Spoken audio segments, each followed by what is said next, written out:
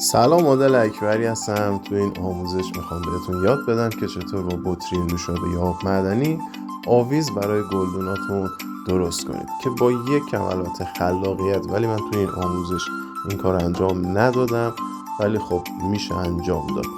زمانی که گلدون رو میذارید، آبی که ریخته میشه داخل گلدون از زیر گلدون خارج میشه و داخل این بطری جمع میشه که میتونید زیر بطری رو شما باز سوراخ کنید و قسمت درب بطری رو به زیر بطری پیچ کنید.